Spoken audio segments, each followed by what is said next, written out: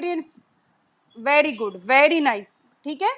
तो more than 20 है तो ओवेरियन फेल्योर है। तो ऐसे ही मेल में भी ये सेम होता है। देखिए ये पिक्चर, अगर इंक्रीज्ड FSH-LH लेवल कितना पर,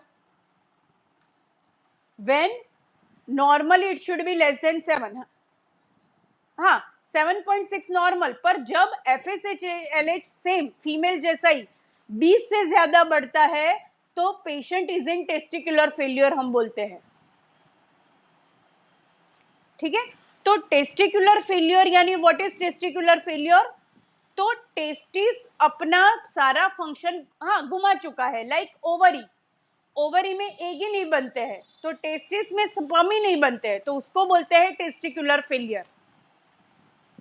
तो उसमें आप कितनी भी दवाई कर लो, कुछ भी कर लो, उस पेशेंट का आप कुछ नहीं कर सकते, उसमें डोनर सीमेन से AID ही करना पड़ेगा।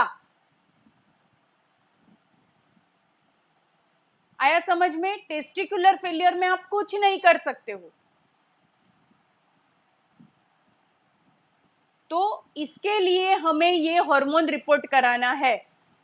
FSH-LH अगर हाई है तो आप उसमें कुछ नहीं कर सकते हो।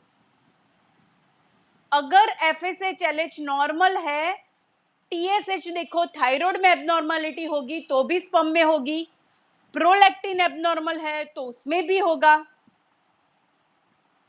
तो रीजन ढूंढना पड़ेगा कि क्यों कम है।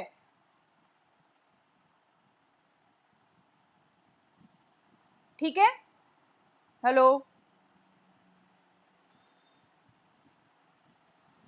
आवाज आ रही है ना? हाँ हाँ हाँ, ओके ओके। अभी मैनेजमेंट पे जाएंगे, मेडिकल, सर्जिकल एंड ART। आप लोगों के लिए ये जानना बहुत जरूरी है। प्रॉब्लम है तो क्या करेंगे, अभी आपको पता चल गया ये प्रॉब्लम है, आप सिर्फ इतना देख लो कि कितना प्रॉब्लम है। तो आप सीमेन में क्या क्या करा सकते हो, सीमेन रिपोर्ट कराओ, डाउट लगता है ना तो उसके हार्मोन रिपोर्ट एक बार देख लो, FSH-LH TSH प्रोलैक्टिन। अगर हार्मोन नॉर्मल है तो आप मेडिसिन से कुछ कर सकते हो, हार्मोन में प्रॉब्लम है तो उसमें कोई मेडिसिन वर्क नहीं करेगी, इतना याद रख लीजिए। एंटीबायोटिक्स, जब पायोस्पर्मिया हो तो एंटीबायोटिक्स देने की, गोनेडोट्रोफिन इंजेक्शन दे सकते हो, पर आपके लेवल क्या नहीं है इसलिए मैं नहीं समझा रही हूँ, क्योंकि ये जो इंजेक्शन है ना वो यूजुअली एंड्रोलॉजिस्ट देते हैं, इवन गायनेकोलॉजिस्ट हम लोग भी इतना कॉमनली नहीं देते हैं मेल में, इसलिए मैं आपको ये नहीं समझा रही हूँ। एंटीऑक्सीडेंट, न्यूट्रास्यूटिकल, आप क्या दे सकते हो, तो ये मैं लिखा हूं ना, ये लिख लो, जब भी काउंट और मोटिलिटी डाउन हो, 10 से 20 मिलियन के बीच में हो, काउंट और मोटिलिटी 15 से 25% हो, तो आप उसमें कुछ कर सकते हो। वो क्या कर सकते हो, लिखो आप, टेबलेट क्लोमिफिन, साइफिन जो आती है ना फीमेल में देते हो, tablet clomiphene 25 milligram daily for 90 days, 3 months के लिए क्लोमिफिन दे देने की, to increase sperm count. Tablet clomiphene 25 milligram daily for 90 days.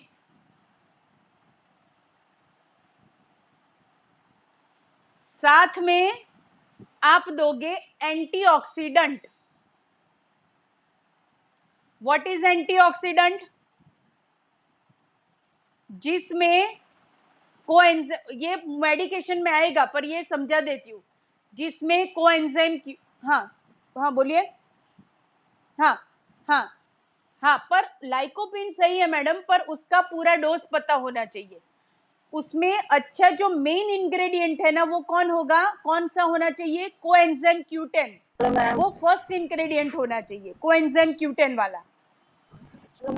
Coenzyme Q10 100 milligram, lycopene 2500 milligram microgram,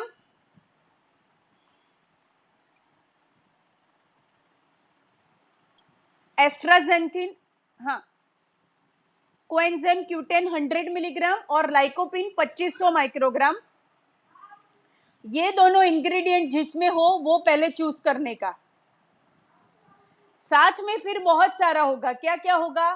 selenium, zinc, multivitamin, vitamin D, वो साथ में फिर बहुत होगा। पर मेन एंटीऑक्सीडेंट कौन सा है? लाइकोपिन और कोएंजाइम Q10। कोएंजाइम Q10 बोलते हैं उसको।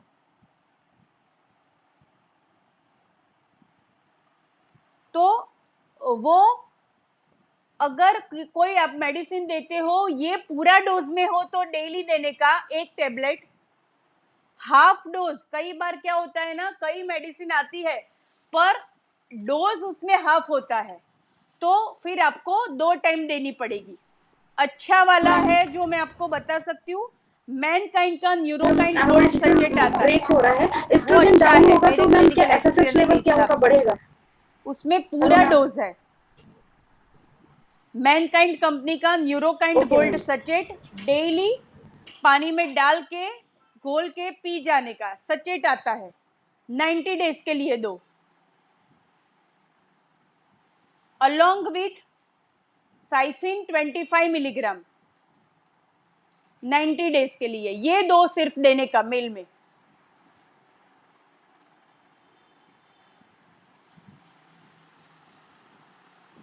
सर्जिकल पार्ट हमें देखने की जरूरत नहीं है, तो यहां पे मेल फैक्टर पूरा हुआ।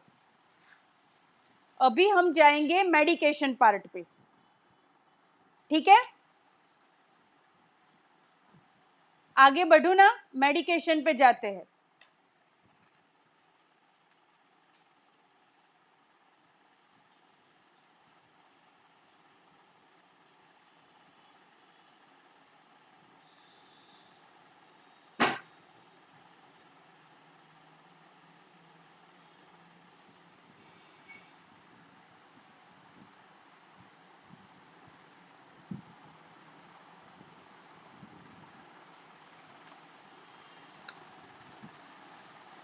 चलो अभी है ना, ये अभी का जो नया मॉड्यूल शुरू हुआ जो डिटेल, उसमें ये मॉड्यूल में क्या है, पूरी मेडिकेशन, जितनी मेडिकेशन मैक्सिमम जो यूज होती है इनफर्टिलिटी के लिए, वो सारी एक एक करके मैंने ली है।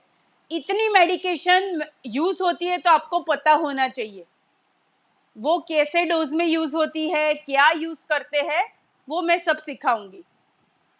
फिर ये ओरल मेडिकेशन का पार्ट खत्म हुआ, ये खत्म होगा, बाद में हम IUI लेंगे, वो सेकंड चॉइस, और लास्ट में IVF आएगा, ठीक है? तो आप लोगों को इस पे ज्यादा ध्यान देने का। IUI और IVF तो आप यूजुअली नहीं करोगे, आप प्रेफर करोगे, तो वो आपको पता होना चाहिए।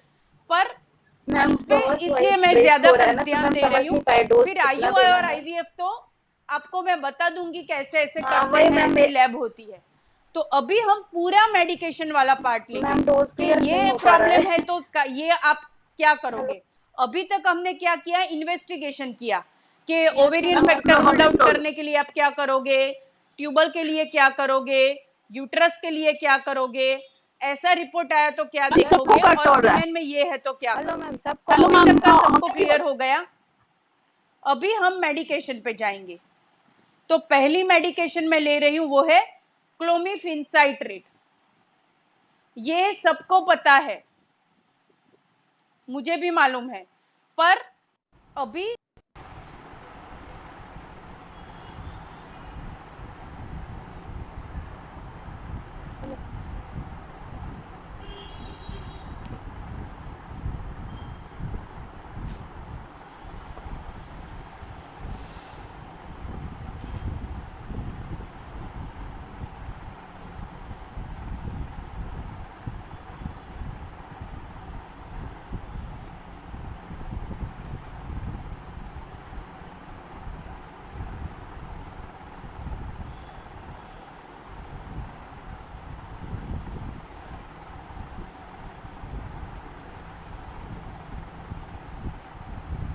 Yes, ma'am.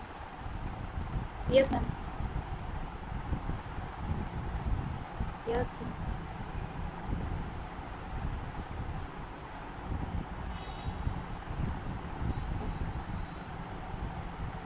Okay ma'am.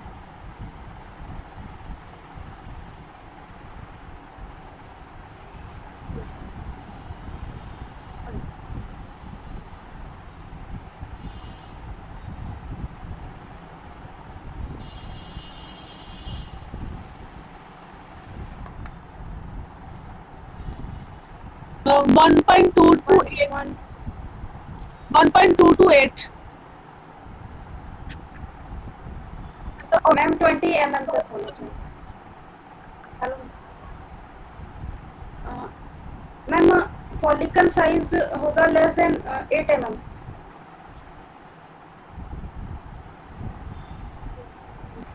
Yes ma'am, yes ma'am.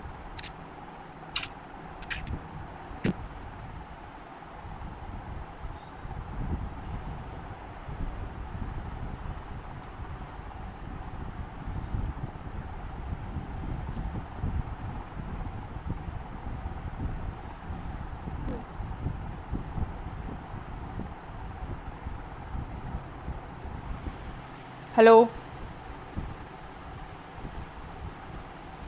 हाँ सुनाई दे रहा है ना? हेलो, सुनाई दे रहा है ना सबको? 12 to 13 mm। तो 30। हाँ हाँ हाँ। अभी क्लोमीफिन है ना, सबको पता है, पर क्यों यूज होता है, क्या इफेक्ट होता है, वो नहीं पता है। तो क्लोमीफिन बहुत वंडरफुल ड्रग है, पर कहाँ कब यूज करना है वो आपको पता होना चाहिए। ऐसे ही सबको नहीं दे सकते हो। तो पहले तो क्लोमीफिन क्या है? क्लोमीफिन आप याद रखो, clomiphene is equal to anti estrogen. याद रखो, clomiphene is equal to anti estrogen. 20 mm। तो वो क्या करेगा, जब आप क्लोमीफिन दोगे तो पहले वो एस्ट्रोजन को डाउन करेगा, एस्ट्रोजन को नील करेगा, तो उससे क्या होगा, एफएसएच सिक्रेट होगा, तो रिक्रूटमेंट ऑफ फॉलिकल्स होंगे। तो क्लोमीफिन एस्ट्रोजन को डाउन करके फॉलिकल्स बनाता है। तो it is used for follicular induction, widely used drug as a, हाँ बोलिए बोलिए।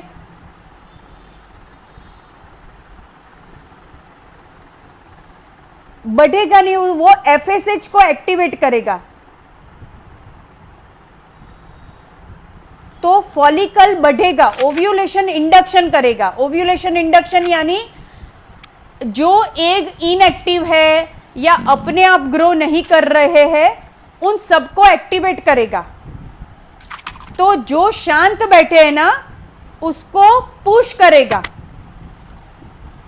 और जिसमें ओव्यूलेशन यानी एग नहीं बनते हैं, उसमें बनाने को वो हेल्प करेगा। लाइक पीसीओएस, उसमें अपने आप अंडे नहीं बनते हैं, तो वो क्या करेगा, एस्ट्रोजन को डाउन करके फॉलिकल को बोलेगा कि आप आगे बढ़ो। तो it is used as a most commonly used drug for ovulation induction.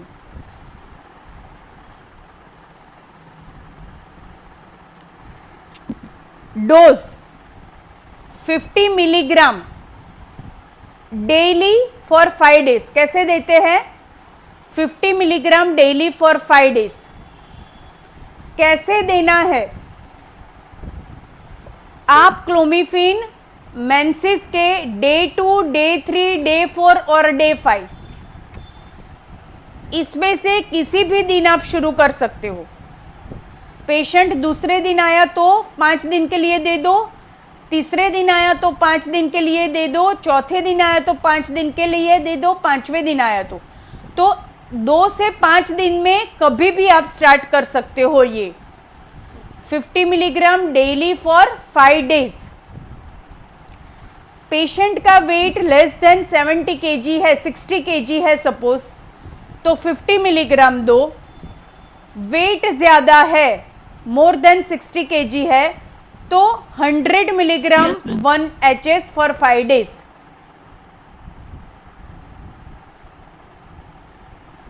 समझ में आ रहा है? डोज सबको पता चला कैसे देने का? वेट कम है तो 50 मिलीग्राम। हाँ हाँ बोलिए। आपको ही हो रहा है या सबको हो रहा है वो नहीं पता चल रहा है कि सबको मेरा आवाज ब्रेक हो रहा है तो मैं कुछ। हेलो, दूसरा नहीं, दूसरे लोग मुझे बताइए तो मैं कुछ करूं इसके लिए।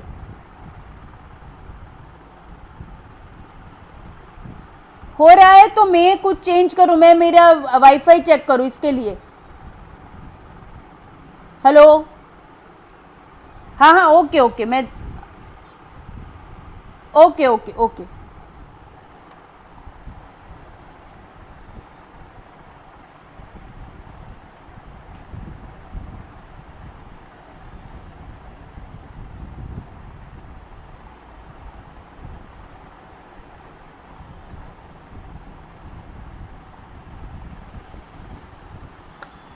हेलो,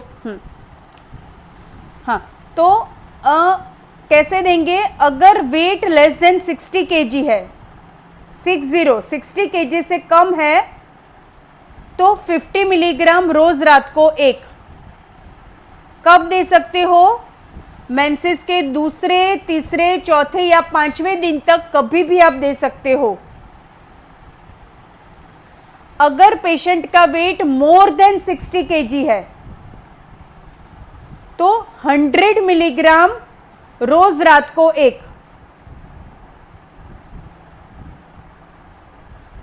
सुनाई दे रहा है अभी? ओके, हाँ डोज पता चला कैसे देने का? दूसरे, तीसरे, चौथे या पांचवें दिन, ये चारों में से कभी भी शुरू कर सकते हो। इससे क्या होगा? हाँ, इससे क्या होगा? आपने दिया तो ये जो फॉलिकल है ना उसको ग्रो करेगा, ठीक है? तो पहले अभी मुझे वो बताओ कि मेंसेस के दूसरे या तीसरे दिन फॉलिकल की साइज कितनी होगी? मैंने पहले बताई थी आप सबको। कितनी होनी चाहिए मेंसेस के दूसरे या तीसरे दिन साइज फॉलिकल की? फॉलिकल की साइज FSH-LH की नहीं पूछ रही हूं मैं, मेंसेस के दूसरे या तीसरे दिन।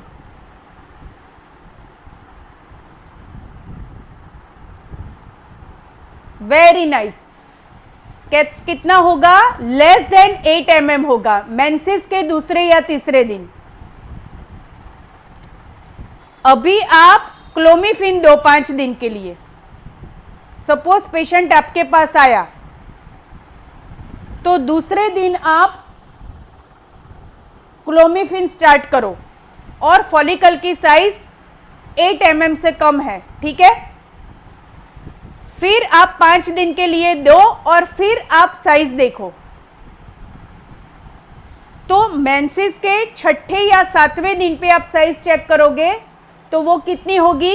12 से 13 mm। कितनी होगी? कितनी होगी? सब बोलिए। हाँ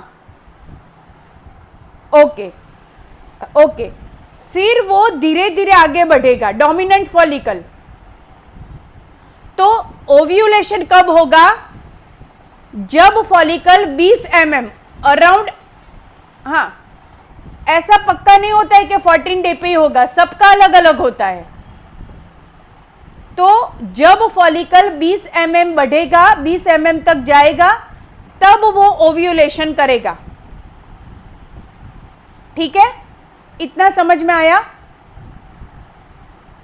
नॉर्मल ओव्यूलेशन होने के लिए डोमिनेंट फॉलिकल कितना होना चाहिए? Approximate it should be around 20 mm। फिर किसी में 18 mm भी हो सकता है और 20 का 22 भी हो सकता है, वो कोई 2-4 mm का कोई फर्क नहीं होता है। पर आइडियल मैच्योर किसको बोलते हैं? 20 mm। आया समझ में? ठीक है। अगर आप क्लोमिफिन नहीं देते हो तो नॉर्मल जिसको प्रेगनेंसी रुकती है उसका आप अल्ट्रासाउंड करोगे तो भी यही पिक्चर मिलेगा। कोई एक पेशेंट ले लो जिसको आप कुछ ट्रीटमेंट नहीं दे रहे हो। तो कुदरत ने ही ऐसी रचना की है कि जब मेंसेस आएगा तब फॉलिकल 8 mm से कम होगा, धीरे धीरे हार्मोन बढ़ेंगे, FSH बढ़ेगा, तो छठे दिन पे वो 12 या 13 mm का होगा और 11वां या 12वां दिन पे वो 20 mm का होगा। तब उसका LH सर्ज होगा। जब फॉलिकल 20 mm जाएगा तो LH सर्ज होगा और उसके 36 घंटे बाद ओव्यूलेशन होगा। तो अप्रोक्सीमेट 14वें दिन पे ओव्यूलेशन होगा।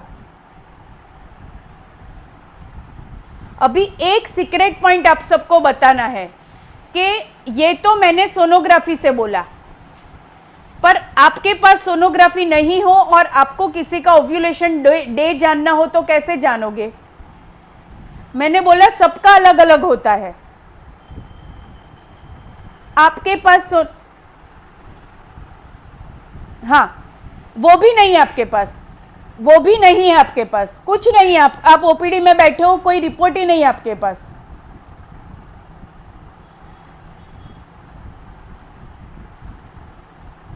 वो कोई किसी को नहीं आता है, मुझे भी नहीं आता है। आपने कभी ट्राई किया है? नहीं पता चलता है।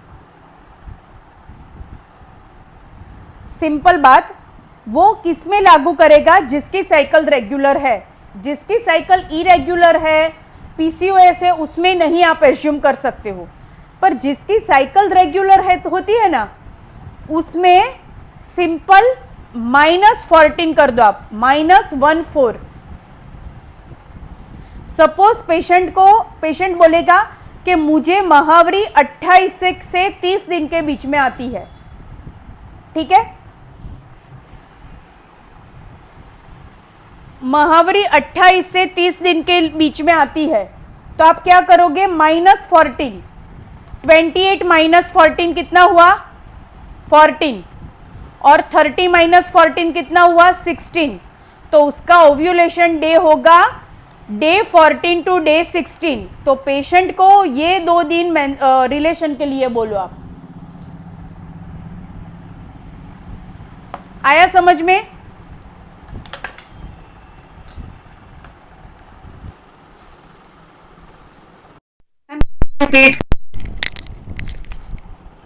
पता चला मैं क्या बोली? सपोज पेशेंट बोलता है कि मेरी साइकिल 25 से 27 दिन की है सपोज, तो 25 -14 करो और 27 -14 करो, वो जो दिन आता है ना वो उसका ओव्यूलेशन डे होगा। तो it is for regular cycle. Irregular cycle में तो आपको अल्ट्रासाउंड या LH सर्च किट या ऐसा कुछ भी देखना पड़ेगा। पर जिसकी साइकिल रेगुलर है ना, उसमें ये फॉर्मूला आप अप्लाई कर सकते हो, ठीक है?